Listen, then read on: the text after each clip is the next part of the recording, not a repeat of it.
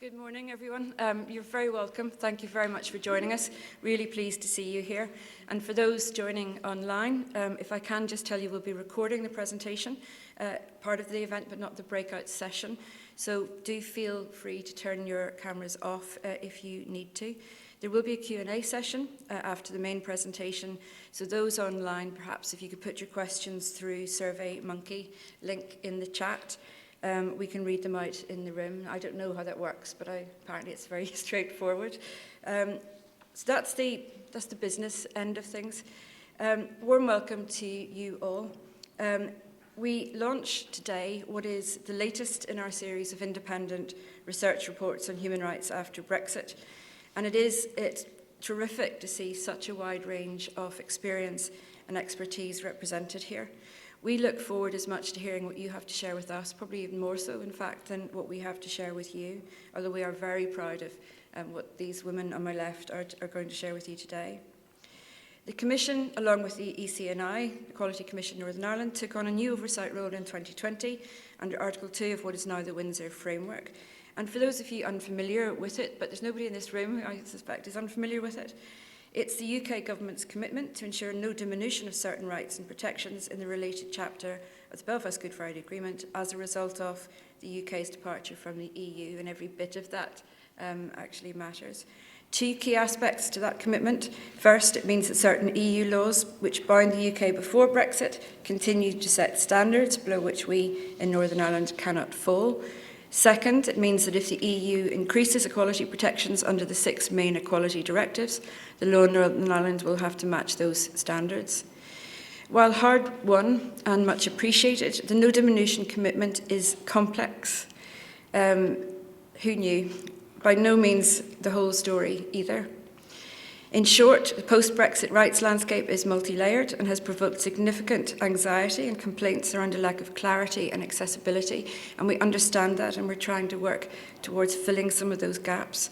This piece of work is part of that. It derives from and builds on earlier pieces we've published in an effort to explore what we're calling politely the grey areas and identify action required to shore up the protections contained in it. We're grateful to the many eminent scholars and lawyers who've contributed to our work in this area to date, and we are looking forward to working with you again. One piece is the research in the common travel area. I think I saw some copies outside, authored by Sylvia, who's with us today, Colin Murray, Aoife Donoghue and Ben Warwick. Another is Tammy Hervey's report. I think that's also outside on the right to healthcare after Brexit, and that was a last year publication. Third is our joint publication with our colleagues ECNI, some of whom are here today, and will also answer questions, I'm sure, or ask some, on the scope of the Article 2 commitment. The Common Travel Area research concluded that without EU law to underpin it, the Common Travel Area was, and I quote, written in sand and excluded many on the island. And that's a concern, that continues to be a concern. To understand rights after Brexit, you also have to look at the Withdrawal Agreement, the Windsor Framework, the Trade and Cooperation Agreement, and much else besides. And luckily, we have some people to help us with that. Frontier workers occupy a unique place in this web of rights, resident in one jurisdiction but work in another. Deriving from earlier work and engagement, the Commission had a series of questions that we put to the researchers about potential gaps in rights after Brexit, and the degree to which gaps under one framework might be mitigated by provisions under another. In particular, we wanted to explore what protection might be provided by the no diminution of rights commitment in Article 2 of the Windsor Framework, and Sylvia and Charlotte will explain their findings on that. But I think it's safe to say, one, the situation is complicated. Some rights have been lost due to Brexit, and it will remain for the courts to rule ultimately on the degree to which those affected may claim the protection of Article 3. So, having what may or may not whetted your appetite, may have encouraged you to leave the room, I'm now delighted to introduce Dr. Sylvia Demarais and Professor Charlotte O'Brien.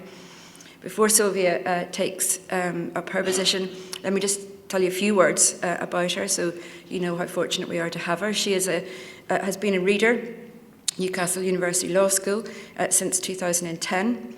Completed a PhD in EU Public Procurement Law at the University of Nottingham.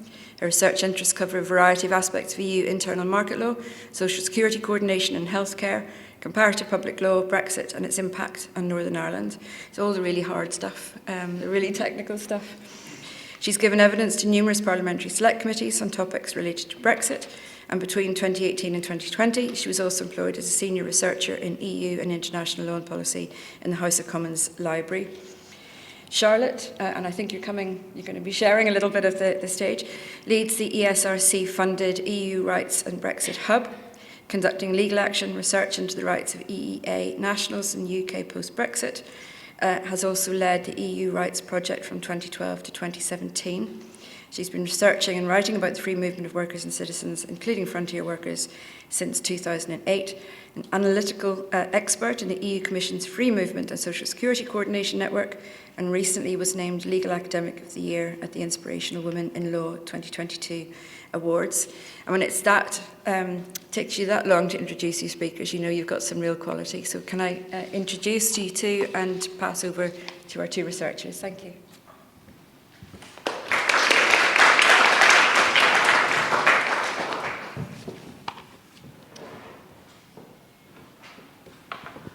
All right, bear with me 1 second as I make sure this does what I want it to do. There we go. Thank you very much for having Charlotte and myself. As you will be able to tell from my accent, I am not from Northern Ireland. However, Northern Ireland has made up the majority of my professional life for almost a decade at this point in time. In some point in 2014, some friends with closer ties to Ireland and Northern Ireland, came to me and said, this Brexit thing that's looming, that's going to have some weird impacts on Northern Ireland. And I said, with all my ignorance on wide display, really? How come? And they said, we don't really know yet, but it's going to be messy, and we need someone who does EU law. That's where I came into this. So I will take you through the report that we wrote, give you a little bit of background as to the questions we were originally given and how we ended up exploring those. And then I'm going to explain to you what the problems are, and they are numerous. The first one relates to frontier workers and their status in EU law. After that, we get to problem number 2, how the UK dealt with the EU law before it left the European Union. All right, I'll explain why that's still important now. I know that most of us at this point are like, can we please look towards the future? But no, we cannot. We're not allowed. All right.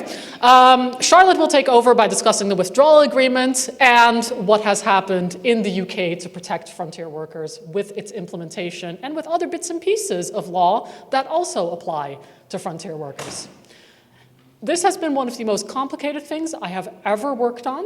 I would thank you all profusely if you make it through the entire report and follow along. It has been a real challenge to get it all down on the page, and we hope we've done the subject justice.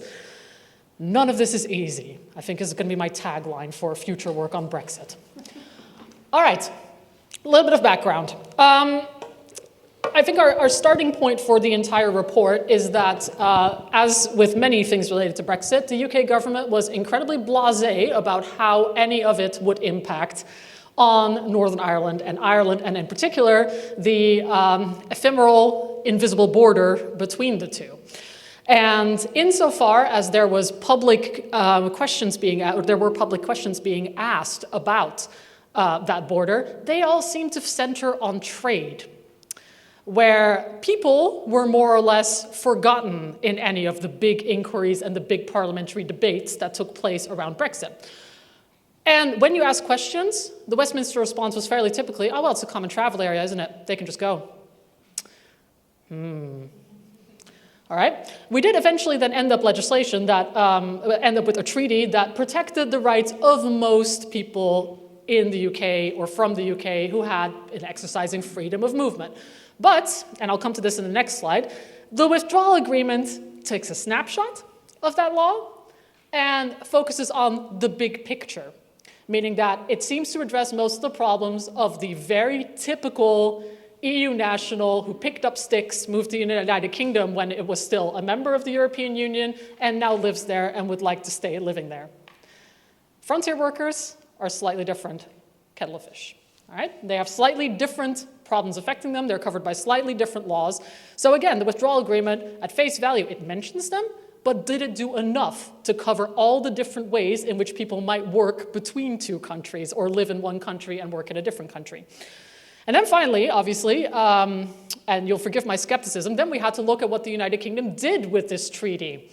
Politics in the UK has been, I'm going to use a very British way of expressing this, a bit fraught the last couple of years, shall we say. And so there were legitimate questions to be asked about the faithfulness with which all parts of the withdrawal agreement were actually being applied across the UK. It's not just that I'm skeptical of, say, the Brexit-oriented governments. The UK has been notorious for quite a great number of years for not really doing its best with implementing EU free movement law. It's done the essentials, but there have been many questions asked about has it done it correctly, or is it trying to minimize rights that Europeans in the United Kingdom had prior to Brexit? So that leads us to our questions. Where's the gaps? Did the EU cover everything? Did the UK's implementation of the EU cover everything? What about guidance? This is a very specific, in my view, to the UK problem, in that a lot of the time, we don't really have clear laws on problems. Instead, what we have is very brief, nondescript law, and then somewhere, someone in the government has a huge guidance manual on what actually needs to happen in practice. I have big issues with this. I will return to those. And then finally, interaction between law and policy. What if the law clearly says one thing, but the policy advice is to ignore it and do something else? Again, sounds like the kind of thing that you wouldn't want to be happening in a state that abides by the rule of law, but, you know, it's been a rough couple of years. So that was our jigsaw. And my first starting point on this was, cool, I'm equipped to do this. I do EU law, I do free movement of people, I know this stuff. Let's look at what frontier workers in EU law have in terms of rights. And the answer was, not much. The weirdest thing about EU law when it comes to frontier workers is that they are very rarely specifically addressed anywhere. They're not mentioned in the treaties. The treaties, Article 45 of the Treaty on Functioning, one of my favorite bedtime stories, makes very, very clear that people can work in other member states. But they don't really deal with the specifics of what if you don't move, but you do start working somewhere else. Clarity on that has had to come from the Court of Justice. All right? So we have case law out there that makes it clear that frontier workers are also workers. You don't have to pick up sticks and move to be considered a worker. You just have to actually be doing work. That's also a question I will come back to. So where then do we have actual written rules on frontier workers? They're mentioned in bits and pieces, right? There's a single reference to them in the Citizenship Directive, 2004/38/EC. I don't know the rest of it by heart, right? Yeah, they mentioned somewhere that if a frontier worker has lived and worked in one member state for 3 years and then starts frontier work, they are entitled to earlier permanent residency. I mean, that's super cool, but that doesn't help the bog standard frontier worker who just wants to know what's happening where I live, where I work right now, right? That's it. Another place where you might get a mention of frontier work is the Social Security Coordination Regulation. All right, that mentions it just because that entire regulation is built around the idea that one state will be responsible for your social security if you're in the EU. It will either be the state of employment or the state of residence. But 90% of the time, those will be the same country, right? I moved to the United Kingdom from Holland. I work there. The UK is responsible for my stuff, right? No matter how this is organized. If you are a frontier worker, you might be living in the Republic, but working in Belfast. Is that doable? Is that too far away? Whatever. You might be, in Northern Ireland working somewhere. Who then is responsible for what bits of your social security? That's the rare instance where EU law actually has explicit rules, making it clear it's normally the state of employment, but where the state of employment pays significantly less than the state you and your family live in, there's a compensatory mechanism whereby you get an uplift. And that's it. That's the EU law on frontier work, basically. There's been a few cases over the years, but mostly to do with, am I actually a frontier worker? Have I not frontier worked too long? Or am I entitled to this specific benefit in this specific country? That is not the kind of case law that produces guidance that's useful to an entire nation in the aftermath of something like Brexit. So, the big gaps that we found, first of all, is that EU law seems to accept these people exist, but doesn't really know what to do with them. We've called them reverse frontier workers. The standard frontier worker is someone who lives in the state they're a national of and works somewhere else. So me, Dutch person, living in Holland, working in Germany, right? But you can also do it the other way around. It could also be me, Dutch person, living in Germany, working in Holland. We've called that a reverse frontier worker. It's not someone whose work moves, it's someone whose residency moves. And EU law permits this, but doesn't really address that it exists anywhere. So then you end up in the weird situation where you're suddenly covered by different bits of EU law. Very importantly, because you're not working in the state that you live in, you're suddenly treated as an economically inactive person in that country for EU law purposes. So you have to prove that you're self-sufficient, you have to prove that you've got sickness insurance, and it becomes significantly more complicated for you to claim any benefits at all in that country you live in, because the EU is nasty about getting benefits if you're not working. As is the UK, as is everyone. Everyone's nasty about that. So you can do it, but if you run into an issue, EU law doesn't really help you. You do get treated far less favorably than if you're a standard frontier worker, stays in home country, works abroad. Then there's the idea of the frontier worker altogether. All right? We scoured legislation. This took the better part of 2 months with us agreeing that there really wasn't anything else. But we found one definition of frontier work in EU law. Get ready, because I'm going to read something long and boring. Are you all ready? All right. It's any person pursuing an activity as employed or self-employed, so far so good, in a member state, yes, and who resides in another member state, yes, to which he or she returns as a rule daily or at least once a week. Wait, what? You have to go home daily or at least once a week. Otherwise, according to the Social Security regulation, you're not doing frontier work. So, imagine I'm picking 2 places along the invisible Irish border, one in the Republic, one in Northern Ireland. If you hop back along those 2 every single day, say you live one side, you work on the other side as a farmer or what have you, if you go back and forth every single day, grand so, you are, according to EU law, a frontier worker. But what if you stay there for 2 weeks, do a bunch of work, then go back? Well, according to this one bit of EU law that gives us a definition, probably not really, or at least it's contestable. And whenever these things become contestable, people are in trouble because then they get sent to local courts who have to make decisions. And domestic courts, not usually the friendliest towards people's rights. All right? More of a chance you get told, well, you don't quite fit this definition, than that they'll go, yeah, you're all right. You cross the border sometimes, don't you? You're fine. So we already see some gaps emerging here. And that was the EU picture. How did the UK deal with all of this? The UK is a weird little country, isn't it? I mean, a lot of the time when it gets told that it has to do things with EU law, it takes one of 2 approaches. It either says, sure, we'll copy and paste it, or it just says, well, we don't have to copy and paste that because it's what's called directly applicable, meaning it's the law that applies even if we don't produce domestic legislation about it. This is fine if you are, like me, a giant nerd who is very familiar with how EU law works, but it's incredibly user-unfriendly in the sense that when it comes to those EU laws I had up on the previous slide, the ones that were regulations, you just had to know about. There was no real domestic legislation that said, hey, these are your rights. You just had to sort of be aware that they existed. The Citizenship Directive, on the other hand, we did more or less copy and paste, but we also forgot some things accidentally on purpose. Okay? One of those, and this is very technical, just to show off the level of detail we went into here, there's a miss in how they translated or copied over when you can retain worker status.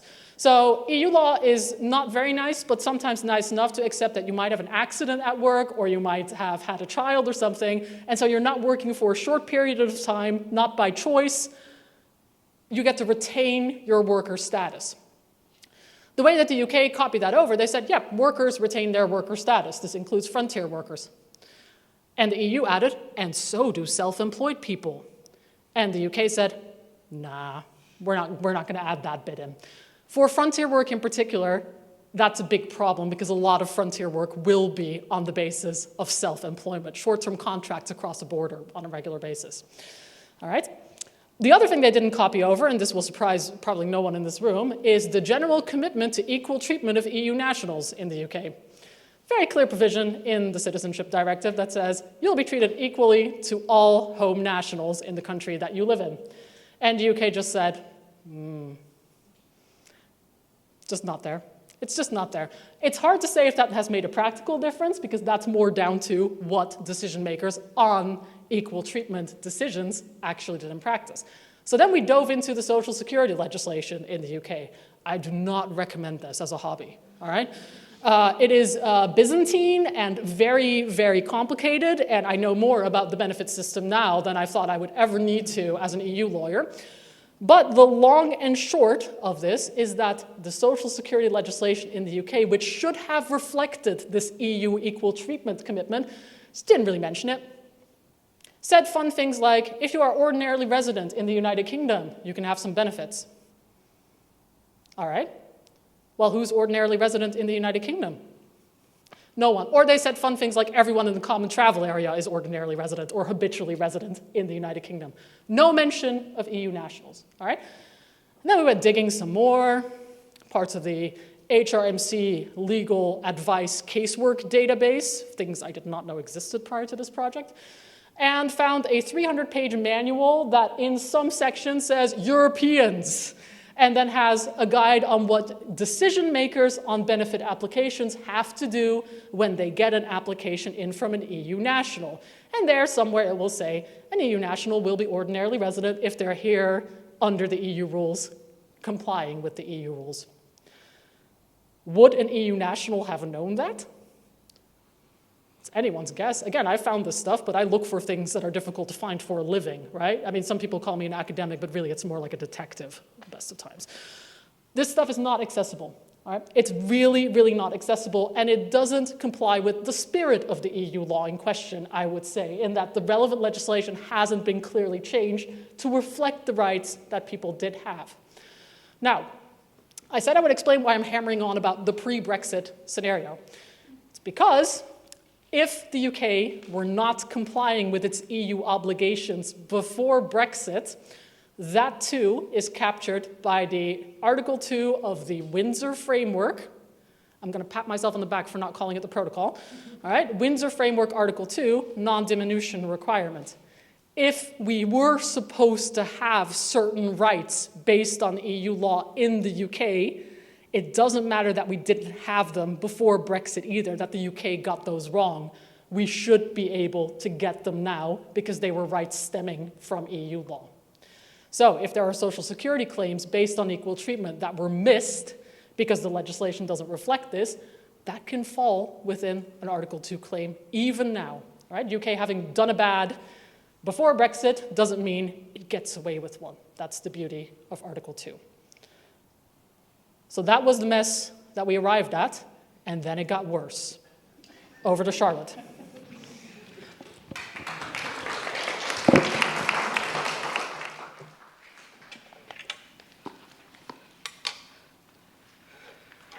Right, so as Sylvia intimates, you think it was complicated already. Yeah. So we're going to look at now the frontier workers as they are covered in the withdrawal agreement. So the withdrawal agreement does actually define frontier workers in Article 9b. Thank you. Frontier work means union citizens or UK nationals who pursue an economic activity, thank you, in accordance with Article 45 or 49 TFEU in one or more states in which they do not reside. Article 10E then extends or includes in the definition of family members who are covered by the withdrawal agreement, the family members of frontier workers. If they resided in the host state, in accordance with union law, or had resided outside the host state, then sought to join the frontier worker in the host state, or if they were born to or adopted by the frontier worker after the end of the transition period in the host state. Now, this is all slightly confusingly worded and suggests to me that what happened was the withdrawal agreement was drawn up with a view to thinking about regular workers and their family members, and then just bunging frontier workers on at the end as like an additional category. Because if you start to unpick what the host state is in the withdrawal agreement, it ceases to make a great deal of sense, because the host state is the state of residence. If a union citizen, then it's the UK. If not, if they're a UK national, then it's the union state. So, when you're dealing with frontier workers, they work and reside in different states by definition. So family members are included and can reside in the host state, which would be the state of work, but not where the frontier worker was residing.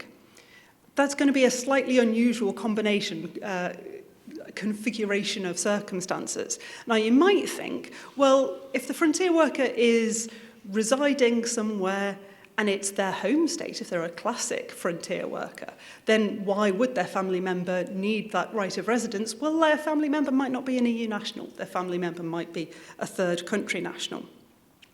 So if you think about it, a UK national working in Ireland and living in the UK, so potentially, would not necessarily have a right to family reunification in the UK, with the exception, this is the thing, there's regime within regime within regime, of someone who was a relevant person of Northern Ireland. So if they were a UK or Irish national born in Northern Ireland and living in Northern Ireland. But if you're not born in Northern Ireland, then you're out of luck to rely upon the relevant person of Northern Ireland provisions. Okay, so it's a bit like the film Inception, where you go one layer into another layer, except instead of being a hallucinatory dream, it's just a different kind of legislative nightmare, where it's one parallel set of provisions buried within another parallel set of provisions, all based on different circumstances, and with very little sense that anybody has stood back and thought, just a second, let's think about how these families are constructed. Let's think about the direction of travel. Let's think about where they need to live.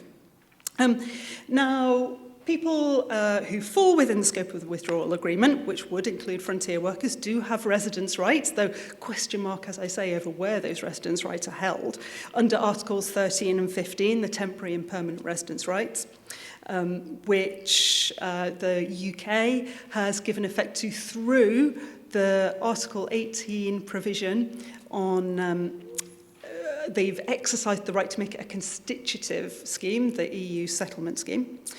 They have, the withdrawal agreement also theoretically carried over the quicker right to permanent residence for people who become frontier workers after living and residing in a different state for 3 years. But in practice, as Sylvia suggested, that's not actually going to capture a great deal of people, because UK nationals, if they're relying on this, will have to have done all of the 3 years and become a frontier worker before the end of the transition period.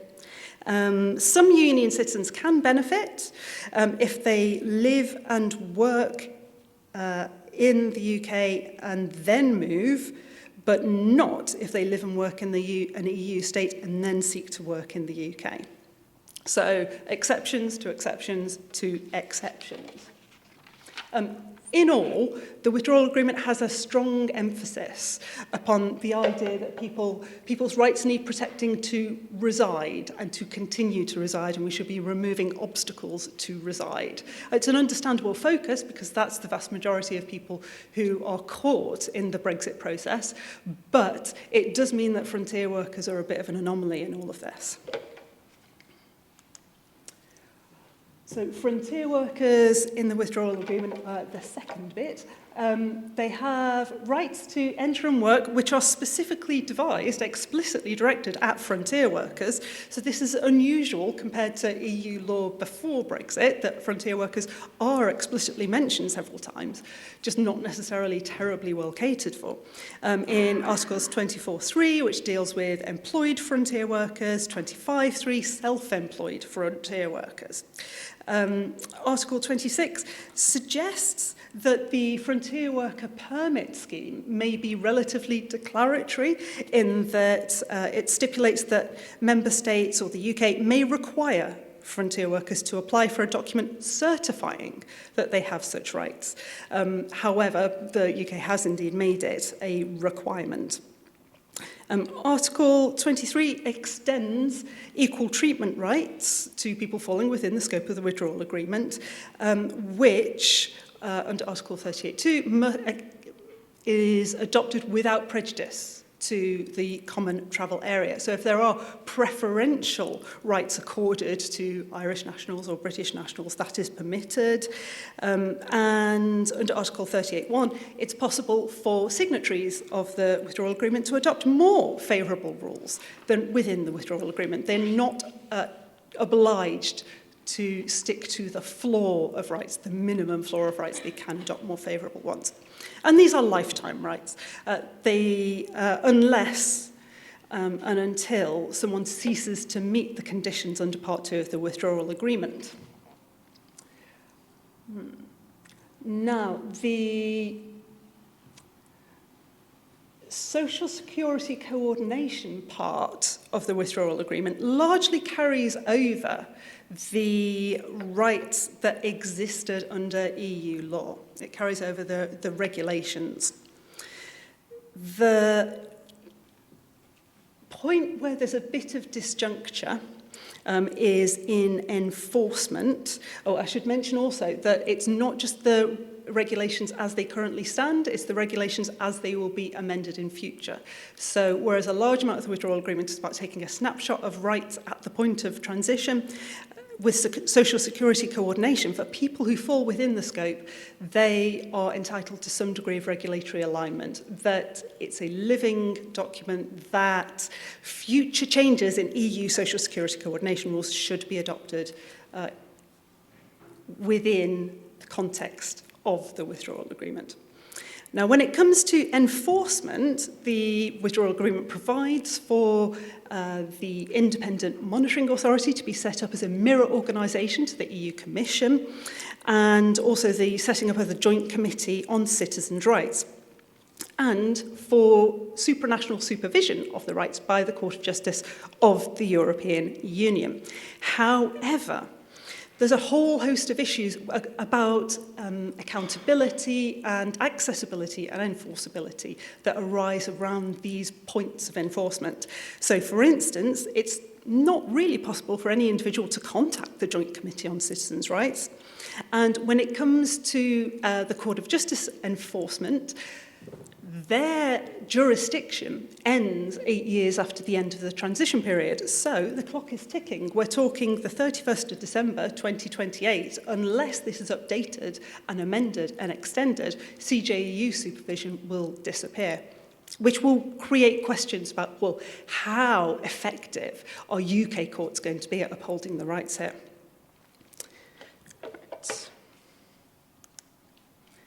Now, frontier workers in the UK, how has the UK begun to implement some of this? Well, the EUSS scheme provides rights for frontier workers residing in the UK, and the family members of frontier workers are also covered in the frontier worker exit regulations, but they are not entitled to frontier worker permits by virtue of being family members of frontier workers, but they are entitled to apply to the EUSS, this crossover, this confusing crossover, but again, it would mean family members and frontier workers living in different states. The Citizens' Rights Frontier Worker EU Exit Regs 2020 provide that frontier workers can be workers, self-employed people, or they can have retained worker status. So they can be people who were working or self-employed and then have ceased that activity for various reasons, including unemployment, and retained that status. If they worked for over a year, they can retain that status if they have compelling evidence of continuing to seek employment or self-employment in the UK. Now, this is the resurgence of a criterion that had sort of died a death in the UK before, that we had on retaining worker status, a requirement that someone showed that they had genuine prospects of work, the GPOW test, which I'm sure some people will be familiar with. And that GPOW test in turn required compelling evidence of likelihood of gaining work, I think it was. And the threshold for that compelling evidence was set far too high in the guidance. It was decried in the upper tribunal. And then the GPOW test itself was found to be unlawful in the upper tribunal in the context of EU rules. So now we're seeing this rule that has already been kind of trashed, coming back again and emerging, and we don't really know yet how that's going to be interpreted, if it's going to be interpreted in the same strict way it was before, and what the implications are going to be. There is also in the Immigration and Social Security Coordination EU Withdrawal Act 2020 bespoke status for Irish citizens who are not required to have leave to enter to remain in the UK. So much for all of that legislation. Then on to the guidance, which gives further detail, further confusing, labyrinthine detail of how this legislation should be adopted. Now, the EUSS guidance is hundreds of pages long. It's caseworker guidance. It's aimed at Home Office caseworkers. It's not really public-facing. You can access it publicly, but it's hardly accessible to the average member of the public in terms of how you can read it or make sense of it. We put in the report that it was on its 17th iteration. Since it's already on its 20th now, so we're behind the times on that already. And doubtless by the time I finish speaking, it'll be number 21. It provides detail on, for instance, the timing of frontier work, that someone must have been engaged at least once in the last 12 months and have come to the UK at least once in every 12 months from 2020. And so on a little thought experiment I worked out, it is possible, therefore, that if Santa Claus is actually Finnish, he could be a frontier worker. The work must be genuine and effective, and it's worth noting that the UK has typically adopted a very strict interpretation of what genuine and effective is in work terms, out of kilter with the EU definition when we were members of the EU. And so it will be interesting to see whether or not, again, that strict interpretation is resurgent post-EU membership. There are rules about when children can be frontier workers from the age of 13, unless they have a performing licence for TV, theatre or modelling. Self-employment that is short-term, temporary, irregular and unstable may be service provision, the guidance tells us. So this leaves a blurry line, another grey space where it's not quite clear. And the consequences of being defined as service provision rather than self-employment, self-employed frontier work, is quite dramatic, because it means suddenly you're not a frontier worker and you're not covered by the withdrawal agreement. So how are people going to make sense of that line? Where does it fall? Post-transition criminal convictions and immigration offences will be viewed differently. The consequences will be harsher. The thresholds for revocation and refusals of status will be lowered, because it won't be the EU levels of protection that apply, but rather the UK definition of in the interests of the public good. So So, for those who cannot benefit from the withdrawal agreement or the frontier worker provisions, maybe they didn't apply in time, maybe they weren't a frontier worker at that point in time, there are some fallback options. So, including the Convention on Social Security between Ireland and the UK, which only covers Irish and British nationals, but is fairly comprehensive, but has a very strange, vague status, and it doesn't have direct effect, and it's not clear how it will be enforced. And then there's the Trade and Cooperation Agreement, which includes a Social Security Coordination Protocol. However, we've noted that there aren't that many people who would be reliant upon that if they didn't fall within the scope of the convention because they were dual frontier workers, for instance, they weren't British or Irish nationals, then how would they rely upon the TCA because they'd have to fall within the new immigration regime, which means they'd have to have a work permit, a work visa, and getting one on the basis of frontier work given the earnings requirements under the new world of the new immigration regime, seems highly unlikely. However, for those who do fall within it, there are provisions for some exportation and some aggregation when it comes to social security provisions, though there are a number of exceptions and a number of exclusions. However, it does have direct effect, contrary to the convention. So it's less likely to help, it's of smaller scope to help, but there is more muscle behind it. And now I'll hand back over to Sylvia to conclude. All right, so we've presented you with a hot mess. Here's some solutions on what we think needs to happen.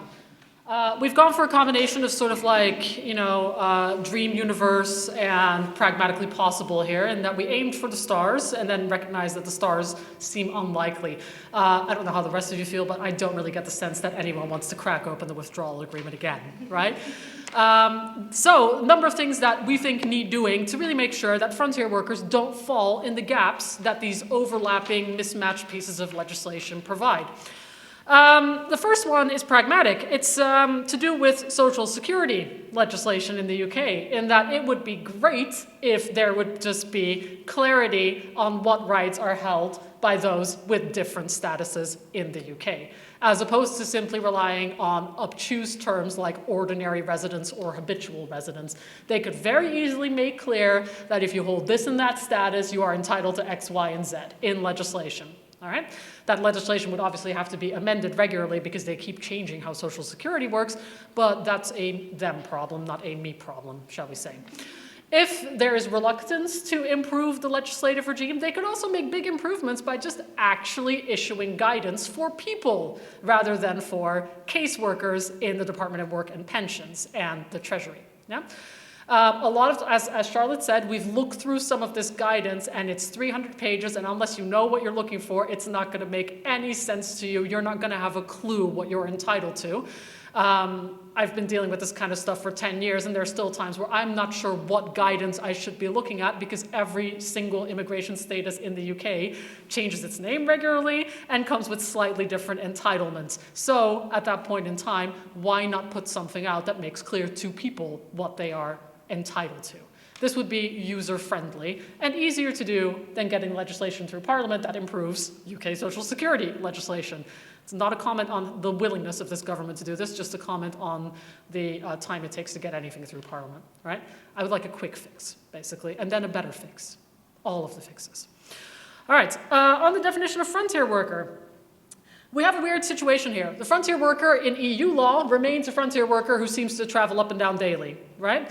That excludes a lot of people who do slightly more irregular frontier work. It's not really clear how it deals with seasonal frontier workers, so people who hop across for agricultural purposes during a particular harvest and then go away again. This definition needs to be improved. As an EU lawyer, I'd like to make it very clear that I think this needs to be improved at the EU level first and foremost. EU says they cover frontier workers, but they don't really. They cover some particular types of frontier work. If free movement of workers is a genuine core of the EU membership, then all workers should be covered by this, and it shouldn't be down to how often you hop across a border to go to your house, right? You might have a house in more than one location. All of this should not be a problem. There should be a broader definition.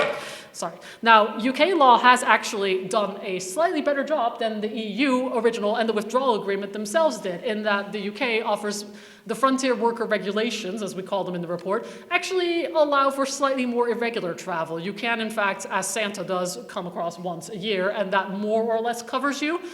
That's great, but the fact that it's in domestic law is less reassuring because the UK government can change its mind about that at basically any point in time, and there isn't an EU-level guarantee that that interpretation of frontier work will stay, right?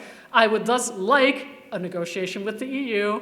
I know I said the bad thing. I'm going to open up the withdrawal agreement again, get some more clearer definitions of frontier work in here to cover more of the situations. I don't want to call them outlier situations, because if you've got countries like Ireland and like Northern Ireland, where movement across the border is so spontaneous and completely irregular and basically not in any way regulated, all of the normal situations are likely to be slight outliers from a very strict, you must go back and forth daily, right? So we need that. If we can't get it through the EU, I recommend we just sue everyone. I think that that's probably the best way forward here, right? There are shortcomings in these definitions in that they make the movement more restricted, and if you're not doing it in the right way, you lose your frontier worker status. Now, if you're an EU member state, you can never really lose frontier worker status because you can always become a frontier worker again, right? You can do your harvest in the other country, you can sit and do nothing for a couple of months, and then if you want to go do a harvest again, you can come and do that. Brexit makes that impossible. You've got to maintain that status. But that in and of itself looks to me like a clear diminution of rights. The fact that you cannot get the status back once you have lost it. So that's another way to tackle the problem. Finally, the UK could once again, pull up its socks and adopt some legislation to make clear that, yes, they also are happy with seasonal frontier work and other things, just explicit in law. Finally, and we really are out in space level dreaming at this point in time, I would like the common travel area to become something that's more than just vibes, and I say this as the author of the previous Britain on Sand report as well. I've been looking at this for a very long time, and it's one of those things where, in a world where everyone's an absolute lovely chap and we have lots of gentlemen's agreements and so on, it's great, right? It's nice and chill. You just sort of agree that everyone can come live in each other's countries. But the rest of the world isn't like that anymore. There are rules on everything, and the idea that just because you said in 2020 that you would stick to something is completely meaningless when you can, in fact, by 2024, change that something completely. So I would like the common travel areas arrangements to become domestically enforceable. I know, this is going to make me super popular in certain parts of the world. I'm probably never going to London again after this. If we can't have that, then we would like a memorandum, sort of like the Convention on Social Security that was ratified in relation to the common travel area, to deal with the frontier worker situation, who are the workers hit by Brexit, who have been left in the biggest gaps. So I feel like they deserve some special looking after. That's us. Thank you very much.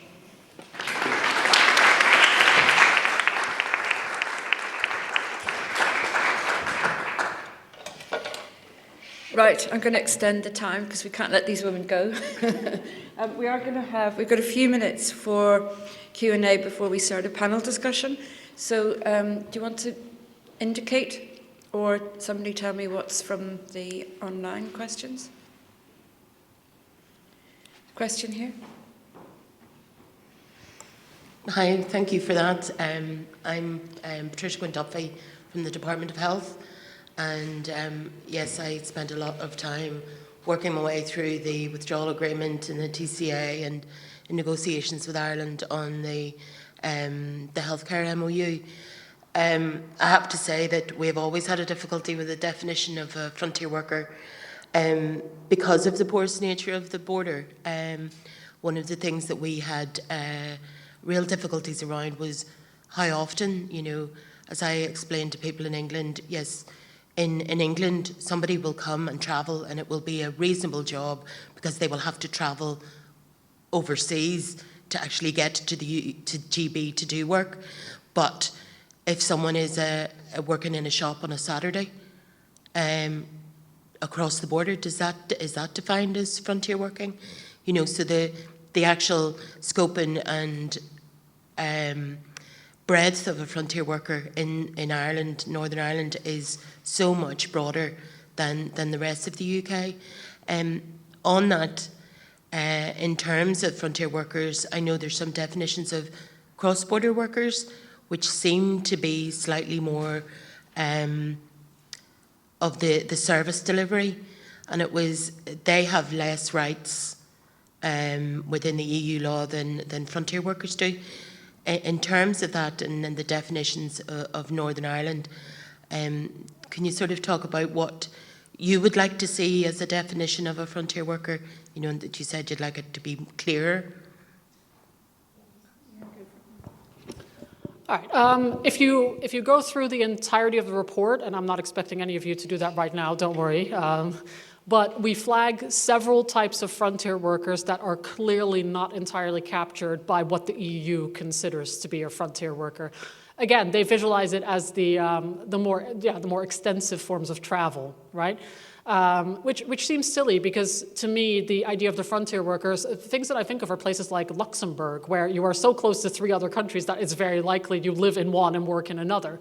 And again, that could be sporadic, you could go back and forth, you could actually have housing in both places but still deem yourself resident in one rather than the other, so that you're a frontier worker, not a worker.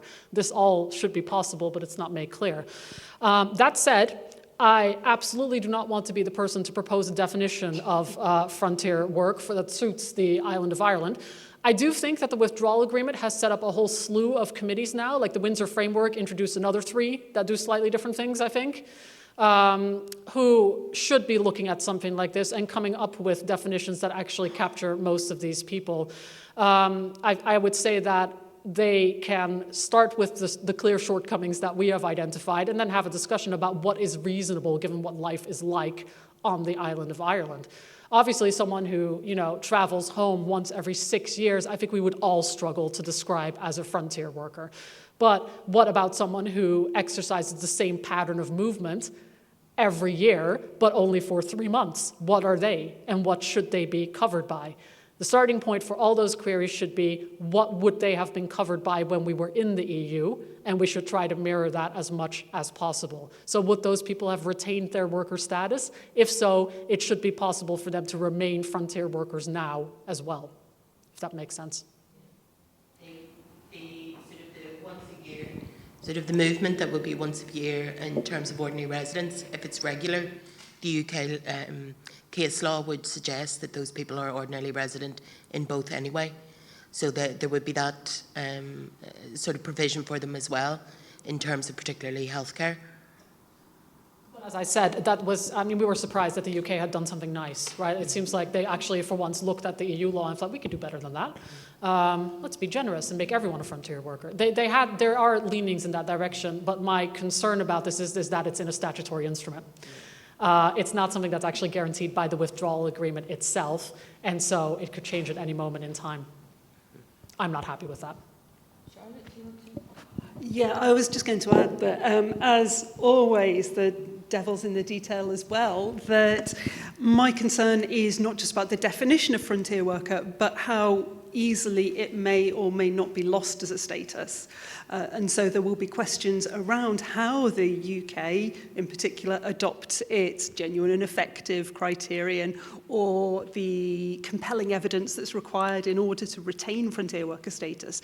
Because unlike previously, loss of worker status is not just a question of, well, you'll just have to get another job at some point and then you'll be entitled to claim benefits. It's that's your right to reside, that's your entire right to be covered by the withdrawal agreement lost if you're dependent on being a frontier worker.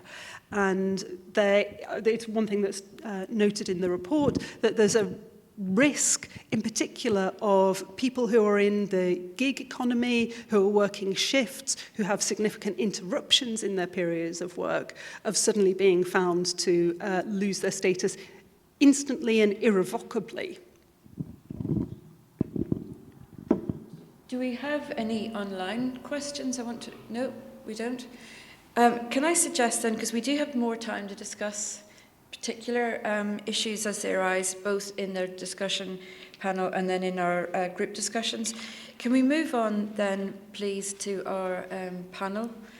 But before I do, can I just thank our two presenters again of this research. It's hugely complicated, but you have made it feel a little bit more achievable to get one's head around it. So thank you so very much. And can I ask you to give a round of applause to our researchers?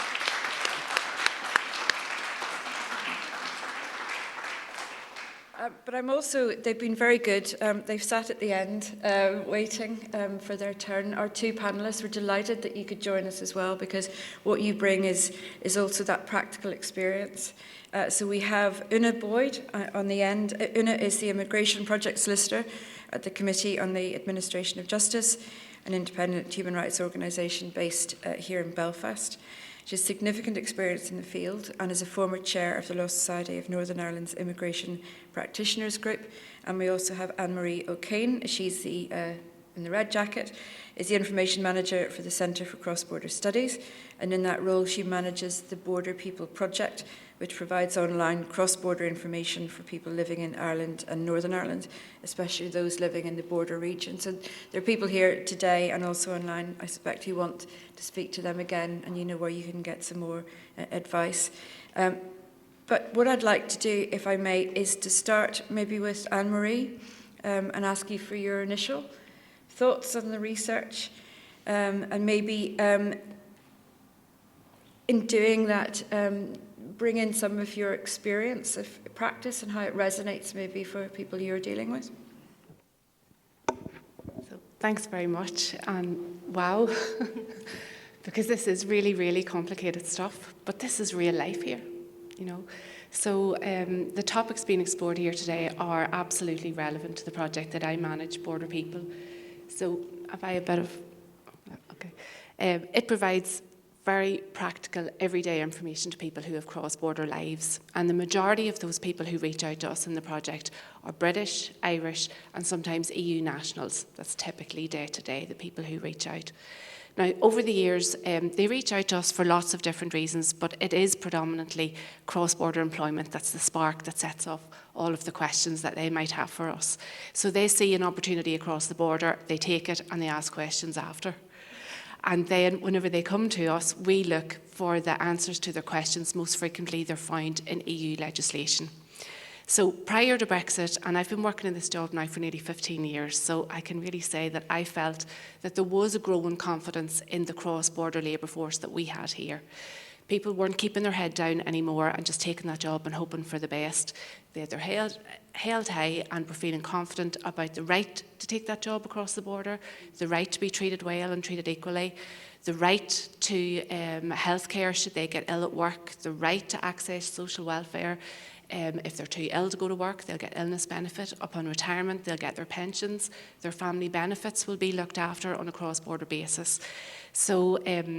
So yeah, I know that the legislation, that 883, we keep going back to it all the time, looking for the answers within it. But people do fall through the gaps. I'm not saying it's all rosy. It is complicated. But those EU rights and the freedoms of movement, it really did complement and continues to complement the way that we live here. Open border, people move freely without a thought. So the Brexit rules kind of helped to pull them together under the equality kind of cloak. But Brexit unfortunately pulled all that apart, and it certainly pulled our project apart. It pulled the rug out from beneath us. The impact of divergent rights on citizens between the two jurisdictions and between the communities here was a real concern for us.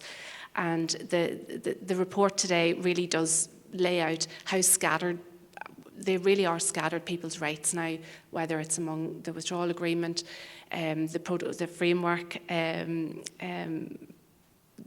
rights that are contained within the TCA or the CTA, so much jargon. People's rights are really scattered now, and it's so confusing. It's a confusing mess for people to try and understand how this fits into their everyday life. And we find it quite hard to kind of pull all of the technical aspects back down to how does that reflect every day.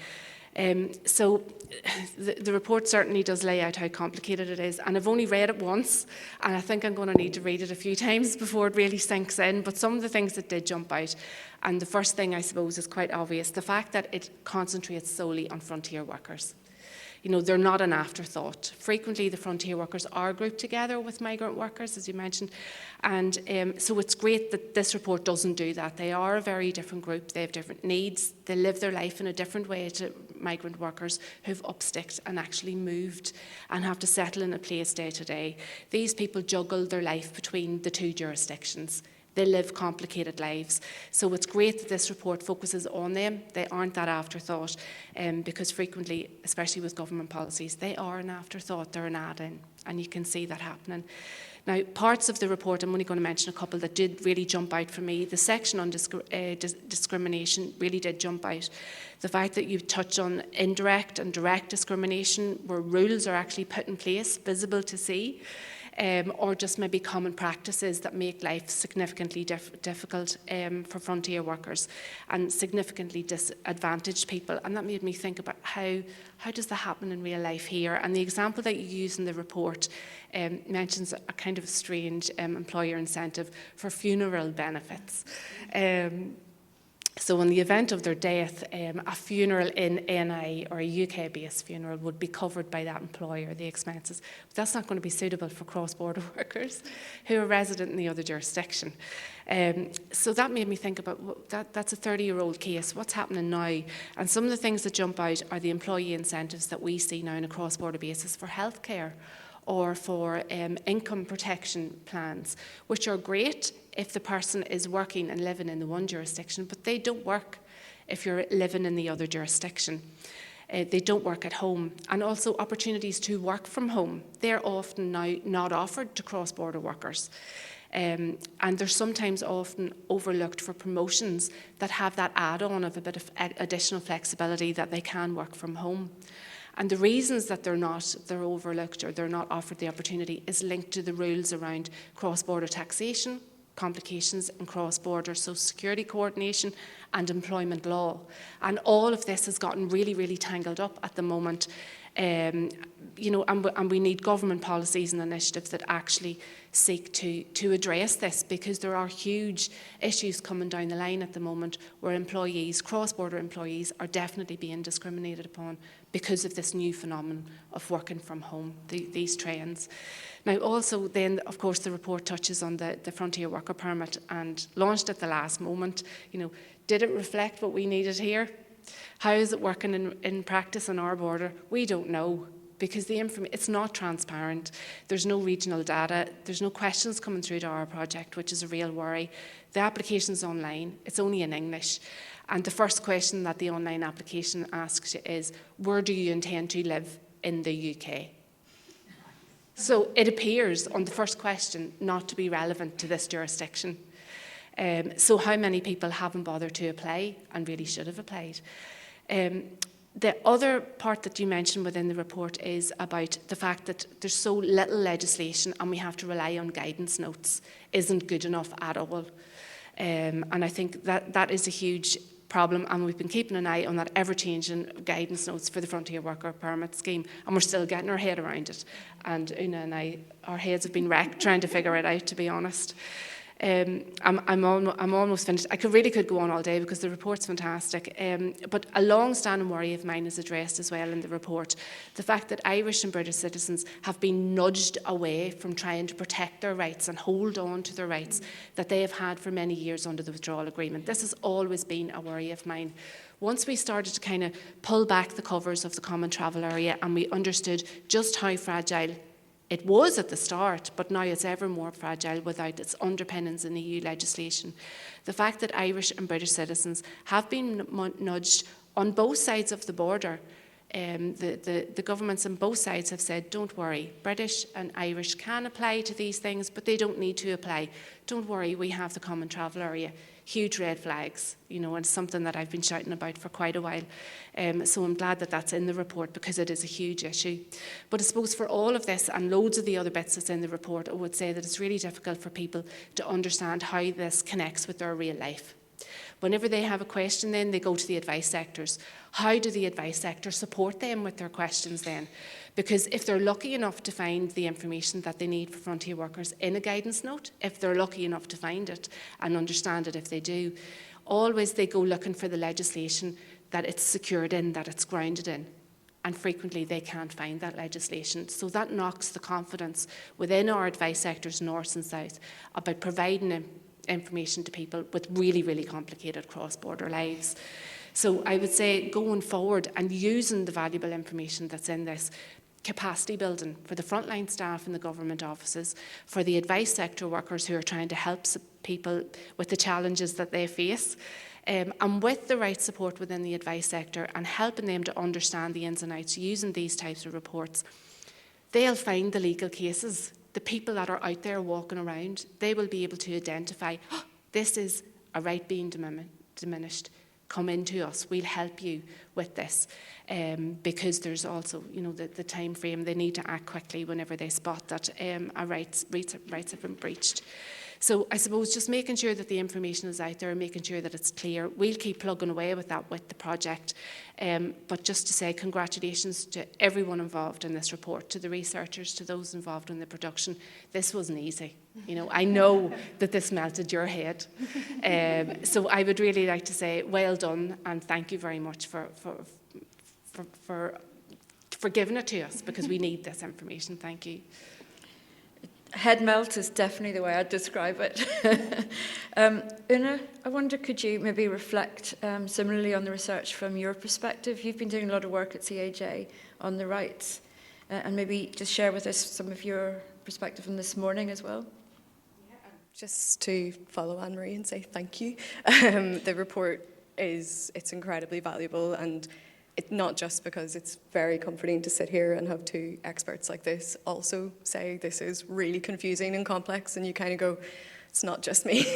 I haven't been missing something, so it's really great. And also, Annmarie's touched on this as well, frontier workers is very often seen as this niche issue and as a bit of an afterthought. And certainly during the EU settlement scheme and the sort of post-Brexit discussions, it was very much an afterthought. And then when it came to frontier workers on the land border, they were an afterthought within an afterthought. And you can really see kind of the results of that. And for everyone here that's been trying to work on this, the key difficulty really has come down to lack of information, lack of clarity. Everyone has said it multiple times today, and I'm sure everyone here has had the same experience where it's just been pretty impossible to untangle. And, it's bad enough looking at immigration law in the UK. It's bad enough then looking at immigration law within the Common Travel Area, but then you throw in social security and benefits and employment law, and it's just a lot of advisors, as Annmarie said, have just told us that we can't advise on this. That even if someone comes through their door, they can't safely tell them this is what you can do, these are your rights. So it's been a huge issue. And this report, it provides that detailed, expert, kind of technical overview that was just absolutely missing. And it covers so many of the issues that advisors have really needed clarity on. The report's technical and really detailed, but it's also very practical, which was really needed because, as has already been said, it's real life, it's people's lives. It's not sort of this philosophical point, and people needed information on this 3 years ago, so it's really, really valuable. And the tables particularly, I love. I really wish I'd had those tables 3 years ago because it just makes it so accessible. And especially I think it's really valuable to have that clear eye as well on what can and can't be done in terms of interventions, in terms of challenges, and to get those recommendations as well. So what's interesting as well, like looking at our own work on this, we started looking at frontier workers in CAJ as part of our broader work on Brexit and the impact on EU citizens, and just what looked like an inevitable loss of rights for EU citizens and their family members. And I was in private practice in Belfast for about 7 years before that, and I don't think I'd ever encountered a frontier worker. It was, I did lots of EEA cases, but I'd never come across someone, no one came through my door and said I'm a frontier worker.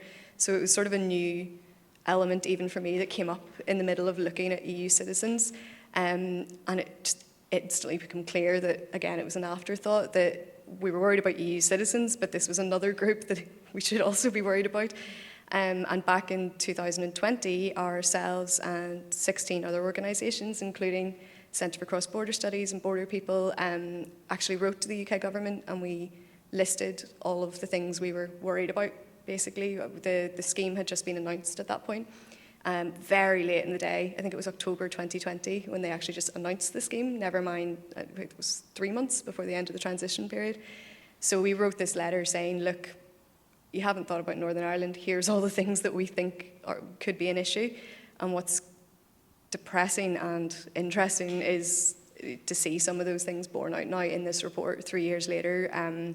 The rights of family members, Irish citizens being told, don't worry about it, rely on the common travel area, expansion of deportation, all of those things were raised by organisations here. But we got a lovely letter back 3 days before the scheme rolled out saying, don't worry about it. So that was all that happened. And I think this, more broadly in our work, it reflects a very frustrating trend that is the UK government legislating without thinking about Northern Ireland, without thinking about the land border and thinking about the unique impacts here.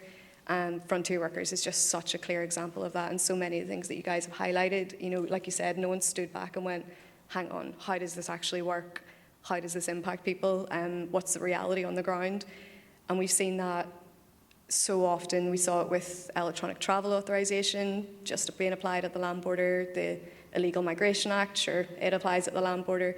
And every single time what we're finding is the legislation is rolled out without thought, and it falls to organisations here to say, wait, that doesn't work here, that's going to have a really bad impact here. And we have seen movement from the UK government following that, but it's very frustrating that it's always this, it takes people here sticking their hand up and saying, but what about this? You didn't think about this, before they'll actually, usually quietly through secondary legislation, fix it.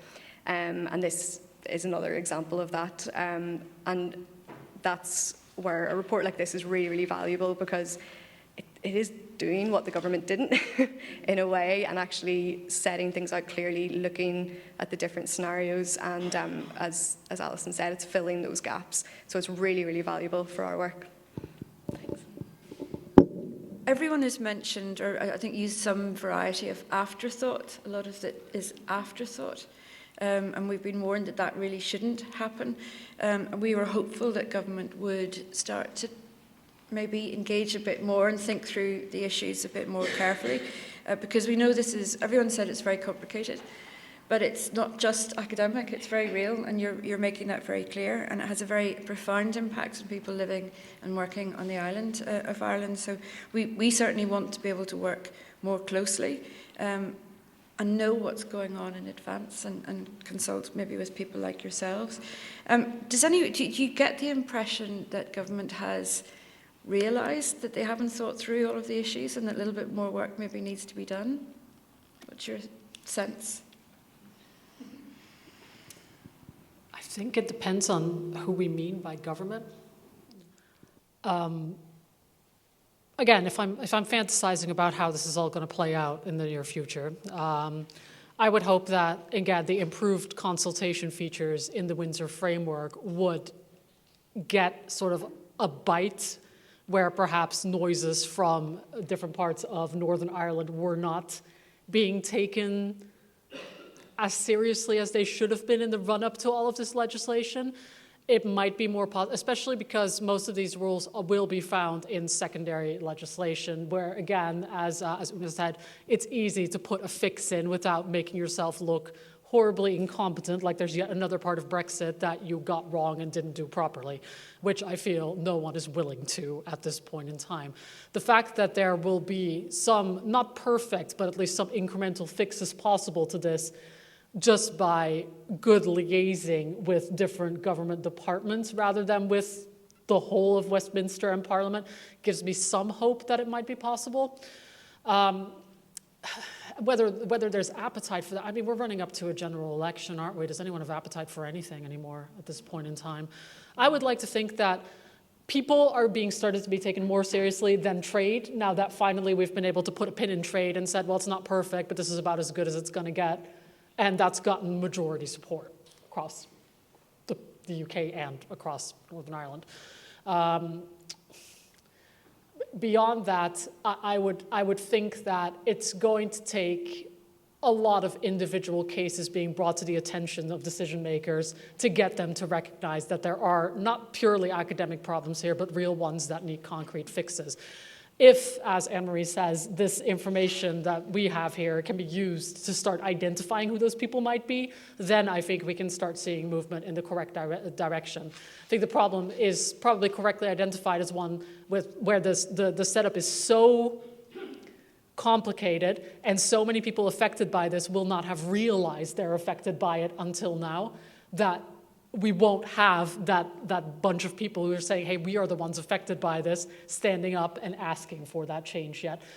Which makes it easy for the government to say, okay, well, thank you, think tank, but we're busy, which I think might be a real risk unless we've got clear right holders in the picture as well. All of this is tremendously complicated by the fact that I think, there is the persistent encouragement for Irish nationals in the UK to just feel like none of this applies to them. And I would imagine that a lot of people who do the border hopping type of work don't even realize they are frontier workers. They've never thought about it. They don't really think of themselves as working between two different jurisdictions, at which point in time, how would they know what rights they ever had or that they've been changed and they've been lost?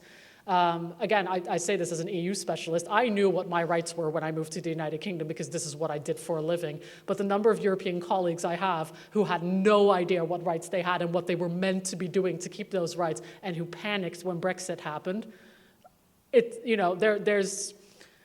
there's a real risk of people just thinking this is fine until it is made clear to them that no, actually they're in category X and Y where it's now less fine. And I'm hopeful that, again, with the combined effort of everyone in this room, we'll finally identify those people and point out to them that they need to step up and make their case. If that happens, I am hopeful that the government will respond in kind. I was very interested by your sort of working examples of Connell and Jenny, I think it was in your report. Anyone who hasn't read it yet, I found those really interesting, really helped me sort of train my mind, what's left of it, on how this works. Do you want to give, is there anything more you want to say in relation to those practical cases and how it may also tie in then with what Una and Annmarie have said? Maybe if you could end up by telling us what more do you think we need to do, people like us, to help you give the advice that I think is going to start being sought pretty regularly, if it hasn't already, from people. Charlotte, do you want to maybe go back to the practical examples and talk a little bit more about those? Well, probably the first point that I'd make relates to what Annmarie has said and what Sylvia was saying about the problematic encouragement in the EUSS guidance and in the literature more broadly for Irish nationals and UK nationals living in Ireland to not bother. You don't need to worry about the EUSS. You don't need to worry about the withdrawal agreement. You're covered by the CTA, regardless of the fact that that really is just, held together with magic and wishes. And this, I think, it sort of underpins some of the problems that we look at in the Jenny example. That the failure to understand that there are benefits to utilising these quite concrete entitlements and these quite concrete statuses could have very significant problems further down the line, that there are tangible benefits to having a withdrawal agreement status, and that status is likely to be protected or certainly has provisions within it to make it protected for longer than other slightly more illusory statuses might do. And what do you think we can do to take you to the next stage, or you can give reliable advice and support you when people come to you with these practical problems? They're going to ask for a shorter version of the report, aren't they? I wasn't hinting at all. I think the case studies work really well, and that's something that we've used often in the project. That's where people connect with their life, or they know somebody in that scenario. Something pulls them in whenever it's a real life case study, or appears to be. I think that's how we grab the attention of people. That's probably where we start to also build the confidence of the advice sectors, because they can also imagine people in those scenarios. People are coming through the doors and they can probably think of a couple of cases straight away, you know, whenever they're presented with a case study. But the need then, the advice sector in particular, want the legislation. They need those footnotes with this exact paragraph in a guidance note, or this exact part of a piece of legislation. Because frequently whenever we encounter a cross-border scenario, people are taking things to appeal. You know, it's not the first, they frequently don't approach us whenever things are going well. It's whenever things start to unravel for them.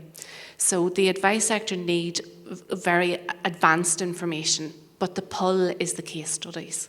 So, you know, helping us to maybe figure out the ins and outs of case studies. We could present you with a number of them, and you might be able to guide us in what's behind it. You know, what's the concrete bit behind it that would help an appeal, for example. I'm going to use it to plug something that we've been working on and getting nowhere, which is now that we have this report and we have it's really cracked a window in terms of the clear information that we needed on access to rights.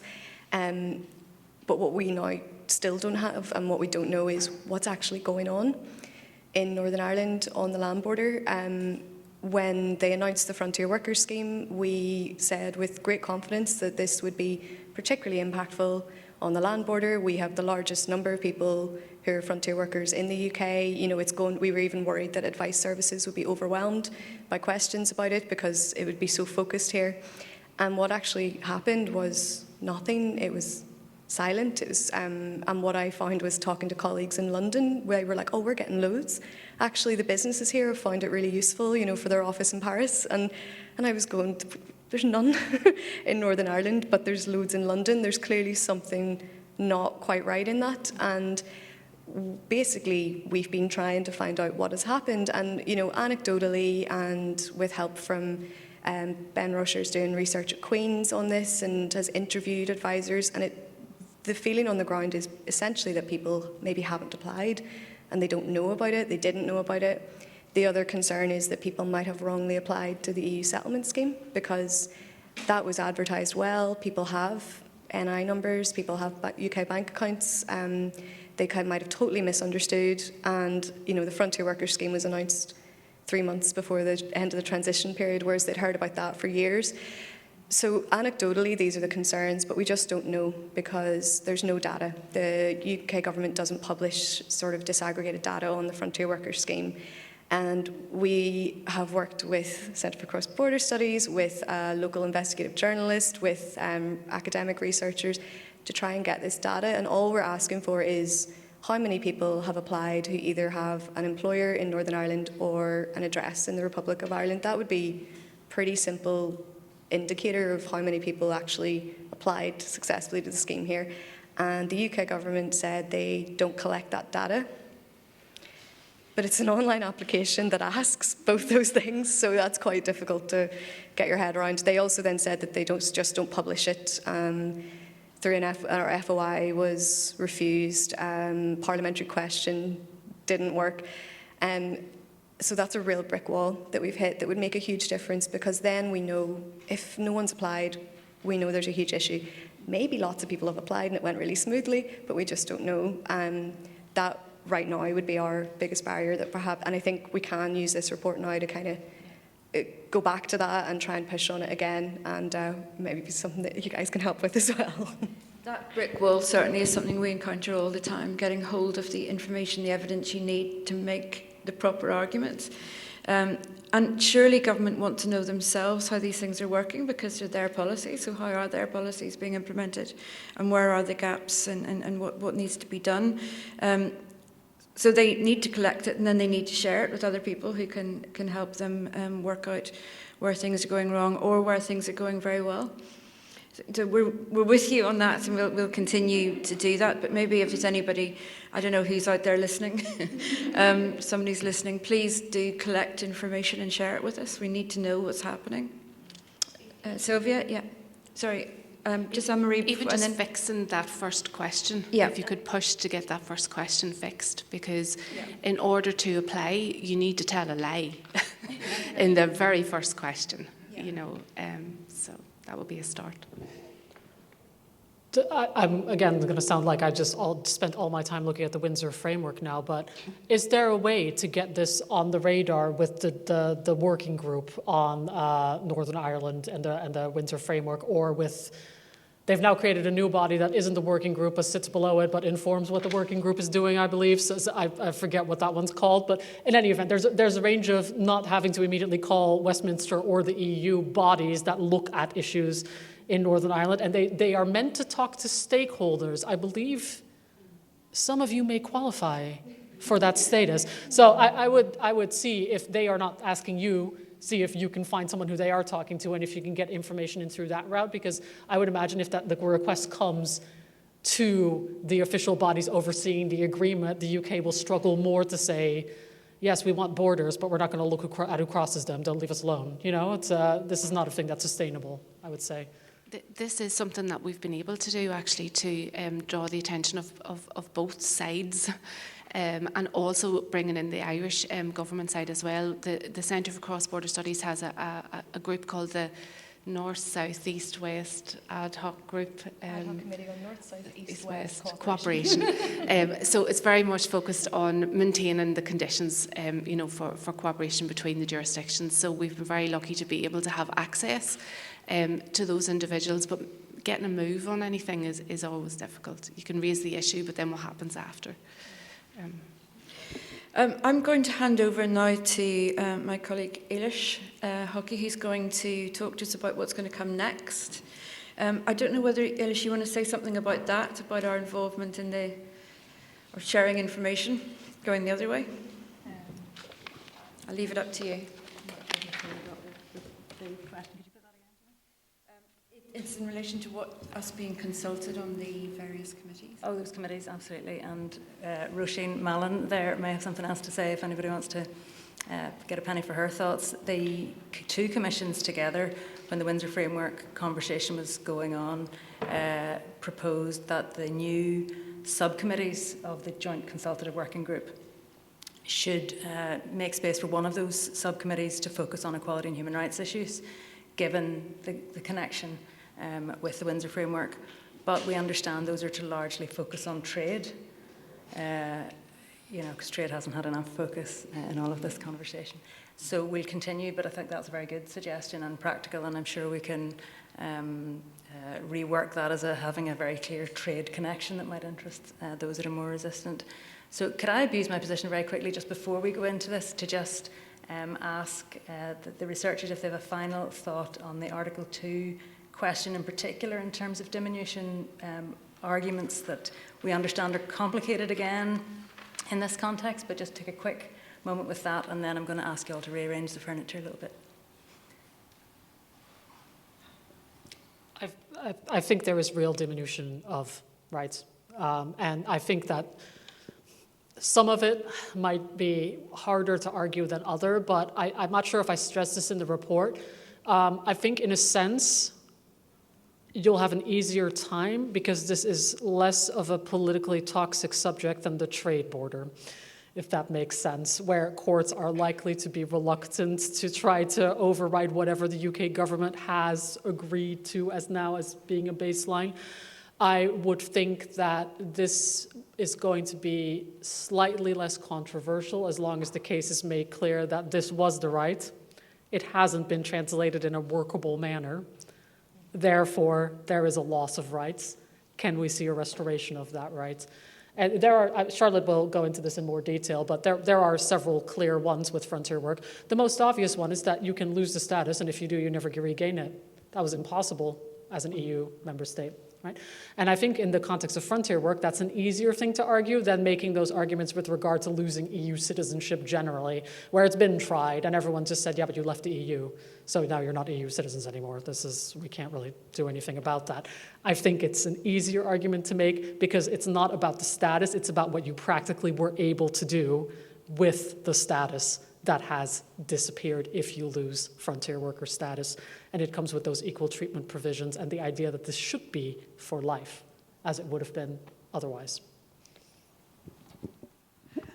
Yeah, just to echo what Sylvia said, that we do think there have been pretty significant diminutions of rights as contained within the Good Friday Agreement, particularly the rights relating to the right to choose your place of residence and equal opportunities in social and economic activities. And a quick sort of bullet points of the ones that we pulled out relate to reduced protections from deportation, the easier revocation and refusal of permits, restrictions on family reunification, the loss of onward free movement, the complete loss of status, which Sylvia mentioned, if there are gaps in or if you cease to be a frontier worker, even relatively temporarily, the loss in many cases of the right to accelerated permanent residence, the loss of rights if you're classified as a service provider rather than as a self-employed frontier worker, the loss of enforcement mechanisms, and the loss of rights fairly significantly if you fall without the scope, out with the scope of the withdrawal agreement. So yeah, there's a whole host of areas in which we believe entitlements have been reduced, and those entitlements are pertinent to Article 2. Thank you so much. So can I add my thanks to that of the Chief Commissioner and invite you all now to share with us your initial thoughts and experiences that might be relevant, whether directly or indirectly. So given the tables are a little bit small, can I encourage those along these front tables to turn their chairs and talk to the people behind them broadly, if we pair up broadly 2 tables apiece, I think, and I'll leave it to your own good sense to work out beyond that. Along the back there, I guess it's go sideways maybe. Thanks very much. I'm really sorry to interrupt what are clearly very informative, interesting conversations. Due to the shortage of time, I'm not going to ask for feedback from each of the tables, but pick randomly and not in any pre-planned way at all on Claire McCann to give us a bit of a feel of what's come up at their table before we wrap up. Yeah, I'm happy to do a very brief overview, but fantastic conversation, really interesting issues being raised, and I think demonstrates the real value of the report, which was something that was repeated time and again, and about the necessity for having this dense, difficult area of law kind of set out in this framework, because it also will underpin what needs to come next, which is making sure, A, that we're able to push for the changes that are necessary, and B, that we can get the grassroots information at different levels for advice sector, for people on the ground, for public, just to have it in an accessible way and know that there is a robust framing for that information. There were lots of really interesting examples of, you know, cross-border issues and complicated lives, and really how we need to think about how we put pressure on, where we put pressure on, and what needs to change. I'm not even doing justice to the quality of this conversation. I presume everybody else had really exciting conversations. I've made loads of notes. I will be following up afterwards. Thank you so much. It's been so valuable. And thank you to Emily for facilitating. Thank you very much. And we'd love to have been able to extend this, but here we are. So first and foremost, thanks again to all of you for attending and contributing your experience and your suggestions. They will not be lost today. They definitely will be captured and inform our consideration of next steps, and we'll be probably following up with you as well, you know, to get some more detail and see how we can work together further. So, as others have intimated, you know, the legal and technical analysis that we have in front of us today was the necessary first step, but very clear, you know, more work comes out of work. It's always the way, you know, and there's at least 2 different strands, it seems to me. One is going to be about what more can we do to clarify and communicate the rights framework such as it is, and the other is, you know, crystallising and drilling down into what exactly the Commission should be recommending as change, and engaging further with government and others on that. So we'll be looking for your engagement on both of those fronts. So the other thing I think is important to say to you is, look, it is big, it is dense. You know, we would appreciate your further thoughts when you've had time to read and think about it further. So thanks to Charlotte and Sylvia once again, and for sticking around and contributing to those conversations. We've been fortunate, as Ali said earlier, to work with a wide range of academic and legal experts over the last couple of years, trying to unpick and tease out what exactly is Article 2 capable of offering. These are really important relationships and we want to build on them, and we think that that's essential to the quality of the work that we do, frankly. Before I go as well, I want to take the opportunity to advertise our next event and hope you'll join us. So the 20th of November, we'll be launching a piece by Alyson Haughey in relation to the rights of asylum seekers and refugees and the interaction with Article 2 of the Windsor Framework, and that'll be at Clifton House. And then in the new year, into the spring probably, we'll be launching a piece on the enduring interaction of, on relevance of the Charter of Fundamental Rights of the EU in Northern Ireland as a consequence of Article 2. So that's by Professor Tobias Locke with Éilis Franciou and Annmarie Deb. So a quick plea, there's a very brief evaluation sheet inside your document there. If you wouldn't mind giving us a sense of what we can do better, that would be great. And finally, a thought. You'll have heard on the radio the other day the people that won the Nobel Prize this week. Their collaboration stemmed from a chance meeting at a photocopier. So with that in mind, for the sandwiches or the photocopiers, please stay, have a bite, ask somebody you've never seen before a question about their work, and who knows what Nobel Prizes could result. Thanks a lot. See you next time.